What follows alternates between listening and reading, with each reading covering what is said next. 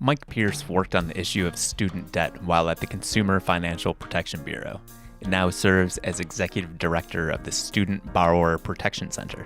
The nonprofit conducts research on the student debt crisis, hoping that it leads to fair and transparent conduct on the part of the student loan system. He joins us to discuss the economic impact of student loans, how large-scale debt forgiveness might work, and why he first became interested in the topic. I'm Dave Cantor, and this is the best of our knowledge.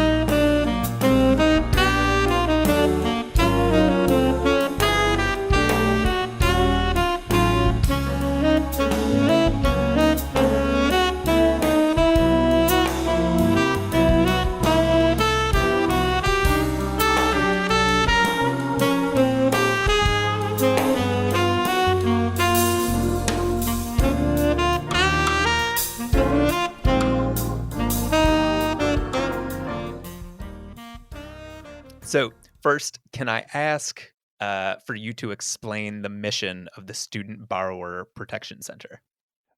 We are a national nonprofit that fights on behalf of the 45 million people that have student debt. We do a mix of academic research and policy advocacy, trying to come up with new rules for the student loan system.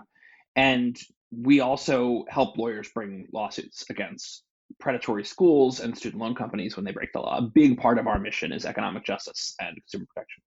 So I first got in touch with you when the Biden administration announced its most recent pause on student loan repayments, which I believe was its fourth since the pandemic began. How do you see the continued postponements connected to the discussion of large-scale debt forgiveness? These initiatives go hand in glove. The fight to cancel student debt for everybody and the continued pause on student loan payments.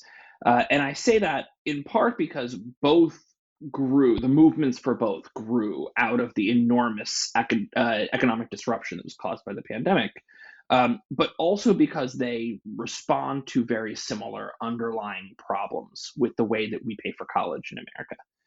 So the amount of student debt that Americans owe is now between 1.7 and 1.8 trillion dollars. That has tripled since 2006 or 2007, since the years leading up to the financial crisis. And over that time, borrowers have realized that the deal they were promised, that this was, quote, good debt, and that it would be safe to take out debt to pay for college, and that paying back that debt would always be affordable, that these promises really weren't worth the paper they were printed on. And part of that realization became front and center at the beginning of the pandemic to economic policymakers, including Senator Warren and the folks responsible for the student loan system during the Trump administration. No one could trust the student loan system and the existing student loan safety net enough to deal with the downstream consequences of this pandemic and of mass unemployment and of mass economic uncertainty. It was not going to be able to respond to the crisis in front of us. And I think that the recognition that there was a student debt crisis and that the student loan system was broken has driven this push to cancel debt for everybody the same way it caused policymakers to act and to pause payments for everybody. I hadn't planned on asking you this, is there a downside to debt cancellation? No. I mean, I think that there certainly are critics on the other side that would make some downside arguments about canceling student debt. There's an incremental effect that might have on the national debt. The government will borrow an enormous amount of money plus something slightly more. And I think certainly there's an economic cost there. But to the people whose debts are canceled, it's life-changing. And the amount of money that we're talking about is a rounding error.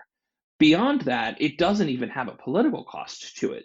Americans broadly support canceling student debt, including people with debt and people without debt, and people who went to college and people who didn't go to college. And it's actually one of the most popular issues in America right now. The claim I guess I've seen associated with the downside of debt cancellation is, kind of connected to inflation, but I've seen that also debunked, I guess. So do you have a perspective on that as well? I think that there are economic pundits who feel like canceling student debt is vaguely inflationy. And that's the best way that I could describe that. There's no actual economic research that suggests that it would be wildly inflationary. And in fact, the conservative opponents of debt cancellation estimated that pausing student loan payments, which is kind of the same way that you'd measure inflation, people aren't making payments, and what effect does that have on the economy? Only adds 2 basis points to inflation. So it is a fraction of a fraction of a percent in terms of the juice in the economy. And that's the party line from opponents of pausing student loan payments and canceling student debt. The Biden administration actually has an even lower economic projection. And that was part of the rationale in extending this pause on student loan payments when the president did it 2 weeks ago. So the pause, this current pause, expires August 31st. What happens after that? It gets extended again. I think that folks that are working close to this have a pretty clear-eyed view of what happens next. This sets up a moment for the president to get serious about the student debt crisis over the summer, weeks before voters head to the polls after years of piecemeal pauses. And I think we are really true believers in President Biden's promise to cancel student debt for everybody, but also the amount of debt that the president has proposed canceling wouldn't eliminate student loan bills for tens of millions of people. It would roughly 1 in 4 people would be debt free if the president canceled $10,000 worth of student debt for everybody. If the president listens to Senator Schumer and Senator Warren and cancels $50,000 worth of debt for everybody, that's maybe a different conversation. And you could make an argument that the folks that are left in the student loan system will be few enough that a different approach is necessary, as opposed to a kind of broad continued pause on payments. But it seems very unlikely, given everything we know, that the student loan system is turning back on in August, and that in fact, I think it's much more likely that things stay turned off sometime into 2023. So the two numbers you just cited for cancellation, 10 and 50,000, I think are the two that I have seen quoted most frequently.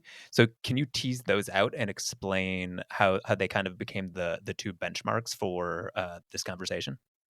I am happy to do that, but I think that I would love to add a third benchmark, which is canceling all of the debt.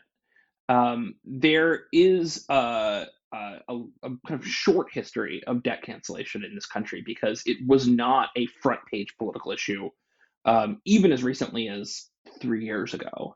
And it was something that was not really part of the public conversation if you go back a decade. The folks that are really talking about those two numbers, $10,000 versus $50,000, are looking at two different proposals that grew up out of the post pandemic economic response. Senator Warren, when running for president, proposed canceling $50,000 for everybody. Senator Sanders, when running for president, proposed canceling it all. And there's legislation in Congress to do both of those things. But out of the Warren campaign grew this idea that you could cancel student debt for everybody with the stroke of a pen, that you didn't need Congress to be able to cancel student debt, and that in fact, under the Higher Education Act of 1965, the education secretary has this plenary authority to just suspend or cancel outright student loan payments for everybody. Senator Warren and Senator Schumer, along with a number of other Democratic senators, including the Senate Education Chair Patty Murray, in the earliest days of the pandemic, proposed canceling $10,000 for everybody as part of the pandemic response. This was a more moderate proposal than what Senator Warren had campaigned on, but it brought with it this coalition of kind of the middle of the Democratic Party. And in the first few weeks after the pandemic took hold, as Congress was spending trillions of dollars to prop up the economy, they advanced this idea that canceling $10,000 for everybody should be part of that discussion. And Joe Biden on the campaign trail endorsed that specifically. But then he got cute with it. And during the campaign, that promise from Joe Biden evolved from this pandemic era bill that Senator Warren and Senator Schumer and Senator Murray and Senator Brown and Senator Durbin authored is the right thing for the American economy, to I will eliminate your student debt, which is a direct quote from Joe Biden at a campaign town hall in Miami during the 2020 race. And the president very intentionally played in that gray area between this concrete legislative proposal that he had endorsed when it was first raised to these much broader and more sweeping proposals to really restructure the relationship that people have with their student debt. And I think that's a really interesting and untold piece of this story when we're talking about 10 versus 50, because sure, Joe Biden did endorse a very specific legislative proposal. But if you go to his campaign website, which is still up on the internet, it says a minimum of $10,000 and doesn't make mention of legislation anywhere. And in that space between what progressives are calling for and what Joe Biden campaigned on is this debate that we find ourselves in right now. What comes next after the student loan payment pause? How do we actually build back better? I don't know if you think it's feasible for Miguel Cardona to actually eliminate student debt for everyone in this country. So I guess, can you talk about other avenues for the secretary, as well as, or what are the possibilities then around executive action, and I guess the likelihood that President Biden might do something with that power? So I mentioned the secretary's broad authority to cancel student debt for everybody, but the Higher Education Act actually has been in the business of canceling student debt for decades. And when I say that, I mean there are specific programs for different pieces of different segments of the student loan portfolio, different kinds of people with student debt to get their debts canceled. And that has been part and parcel with making new student loans for almost as long as there have been student loans. A good example of this is the Public Service Loan Forgiveness Program that has been in the headlines recently because of scandals, but also a place where the Secretary of Education in the Biden administration, Secretary Cardona, has taken big sweeping steps to cancel debt for public service workers. That program says if you work in public service for a decade and you make your student loan payments, we'll cancel your debt. But due to a series of scandals, government mismanagement, horrific practices by student loan companies, 99 out of every 100 teachers and nurses and other public service workers were getting denied. And Secretary Cardona, rather than looking at this broad authority to cancel student debt for everybody, looked at this program and said, during the pandemic, I have emergency powers granted to me under the law, and I have this program that has promised members of the military, firefighters, police officers, public interest lawyers, healthcare workers, a path to a debt-free future. And I'm going to use my power to make that easier for those borrowers. And again, with the stroke of a pen, created a process that has canceled 140,000 public service workers' loans outright just since October. And I think we'll see more of that. I think that's the sort of thing that we are already seeing Secretary Cardona do while President Biden is thinking about what to do about the kind of big ticket debt cancellation. So, as part of an NPR story reported by Cory Turner, loan servicers apparently weren't uniformly tracking borrowers' progress toward loan cancellation, and some weren't tracking the progress at all. So, this affects a large swath of loan holders, I assume. So, who was most affected by this? And can you talk about the Government Accountability Office report that was released recently, kind of touching on that issue? Unlike the protections for people working in public service, this recent scandal was the latest in a series of scandals about a program called IncomeDriven Repayment. And this is a program that was created back in the early Clinton administration and expanded in steps under President Bush and under President Obama. And it promises the lowest income borrowers and also lots of middle class borrowers that your student loan payment will always be affordable, it will be tied to your income, and that after making payments for 20 or 25 years, the government will cancel your debt.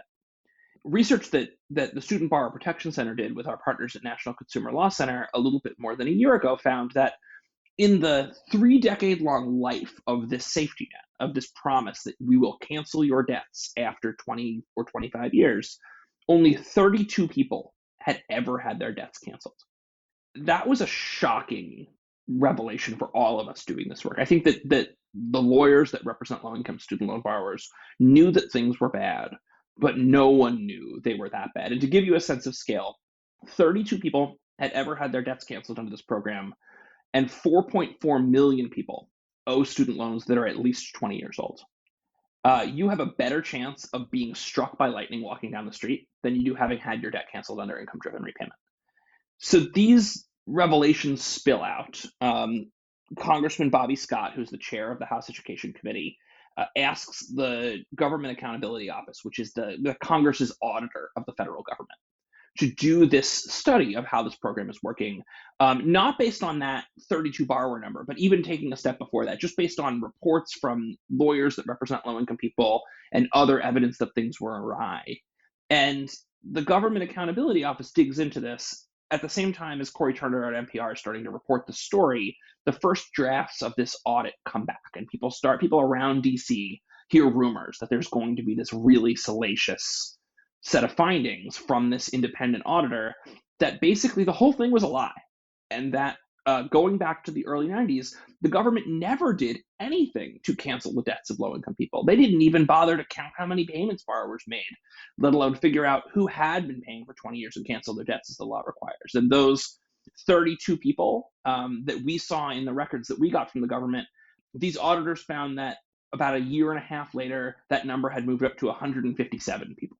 So again, there's 4.4 million borrowers with debts that are potentially eligible, and 157 squeaky wheels managed to be such a big pain to their student loan company that they actually got their debt canceled, and that there are tens of thousands, maybe millions of low-income people out there that have this right, and the government just decided that they didn't feel like dealing with it anymore. With the numbers that you're citing here, it's kind of on the shoulders of a borrower to kind of track any movement toward, having their debt relieved, or even tracking payments or interest and how it's accruing. So what steps can people take? And, how do people even acquire the knowledge about whether there's an issue around their payments? The good news about the promise of the law here is that you're not supposed to have to track your payments or ask for anything at all. You're just supposed to make the payments based on your income, and then your debt's supposed to be canceled. And part of the scandal here is that, unlike the Public Service Loan Forgiveness Program or the program that's supposed to discharge debts for people with disabilities, this was supposed to be a safety net. It was supposed to be automatic. And the Secretary of Education, or the owner of an older loan made by a bank and guaranteed by the government, was supposed to cancel these debts in real time for borrowers who make the required number of years of payments and who still are enrolled in one of these payment arrangements. And the fact that that didn't happen can't get thrown back on borrowers. It was never supposed to be a borrower's obligation here. And there's a couple of reasons why this happened in the way that it did. And the responsibility for this failure is shared equally by education department officials of both parties over decades, and the student loan companies that are hired by the federal government to service these loans, the companies that send bills and manage borrowers' accounts and inform them about their payment options when they run into trouble. So back in 2017, the Consumer Financial Protection Bureau, which is the federal regulator that regulates the student loan industry, along with the state attorneys general in a bunch of different states, file lawsuits against the student loan company Navient, used to be part of Sallie Mae. And they allege back in 2017 that this company for a decade was taking borrowers that call and ask for help and putting them in a repayment plan that wasn't income-driven repayment, a thing called forbearance, where interest continues to accrue and you don't make progress toward getting your debt canceled. And in the CFPB's 2017 lawsuit, they allege that just at Navient, just at this one student loan company, more than 1 million borrowers had more than $4 billion worth of extra interest charges added to their student loan accounts. And all of those borrowers missed out on progress towards debt cancellation under income-driven repayment.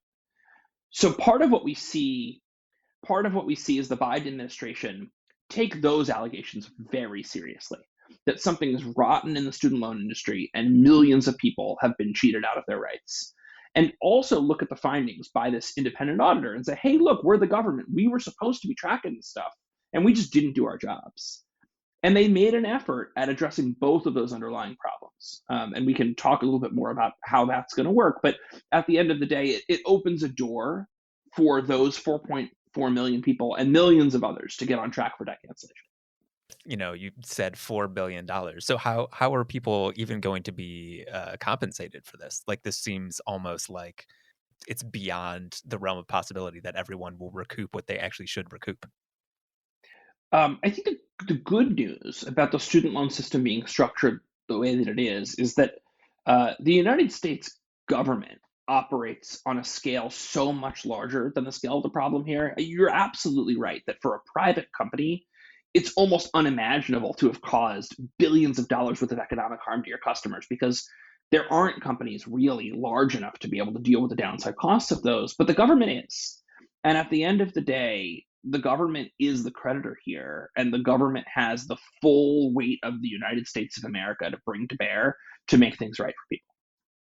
So there has to be some contingent of elected officials that actually want to move on debt cancellation. And midterms are coming up. So how does the needle get moved? And has the Republican Party, I guess, engaged in this conversation as well? So I think it's important to remember that the student loan system got shut off under President Trump as a result of legislation that was engineered by Senator McConnell. The student loan payment pause, which has freed tens of millions of people from their obligation to make payments each month, was bipartisan in its genesis, was put into place under a Republican president, and had support of Republican members of Congress right up until it became a political issue.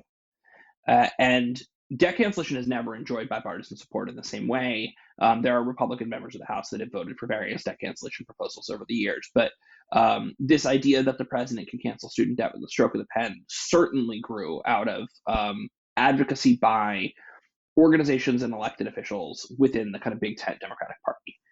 But it is part of a response to this moment we find ourselves in, and we would never have been there without leadership from Republicans too.